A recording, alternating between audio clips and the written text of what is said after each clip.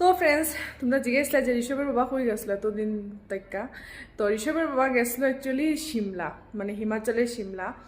তো হে যেহেতু চণ্ডীগড় থেকে গেছে তো অনেকটা টাইম লেগে গেছে। আমরা এখান থেকে তো 2 না 3 ঘন্টা লাগে সিমলা সিমলা যাইতে। আমি ঠিক ঠিক জানি না, ওরকম 2-3 ঘন্টা বা একটু বেশি হইতে পারে। আর মানালি জানি, মানালি 3 ঘন্টা লাগে, 2 না 3 ঘন্টা এরকমই যাইবে। বাস দিয়া গেলে একটু লেট হইব, আর রিজার্ভ গাড়ি গেলে তো তাড়াতাড়ি যাওয়া যাব।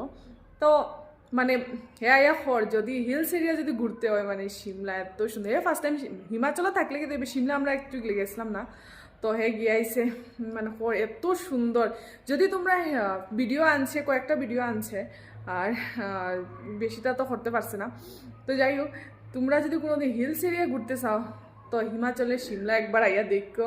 মানে এত সুন্দর, মানে হে যখন ভিডিও কলিং করছে তখন দেখছি আমি অনেকগুলা, খুব সুন্দর লাগে আর কি। তো ইন্ডিয়ার মধ্যে যদি কোনো দিন হিলস এরিয়া ঘুরতে যাও, একমাত্র জম্মু কাশ্মীর। জম্মু কাশ্মীর তো অনেক জানো, অনেক গন্ডগোল হয়। তো আমি মনে করবো সব থেকে সেফলি জম্মু কাশ্মীরের লগে তো কোনো কিছু তুলনা হবে না, এত সুন্দর জায়গা। এটা তো স্বর্গ। তো হিমাচলও স্বর্গ হইতে গেলে, কারণ এইটাও অনেক সুন্দর। আমি যখন ফার্স্ট হিমাচলে ঢুকছিলাম তখন লাগছিল আমি কোনো স্বর্গের মধ্যে ঢুকলাম। এত সুন্দর পাহাড়ের উপরের দিকে যাইলাম, আর সাইডের দিকে শুধু ধোঁয়া আর ধোঁয়া, মানে মানে কি স্বর্গ। আর শুধু গাল, মানে এত সুন্দর।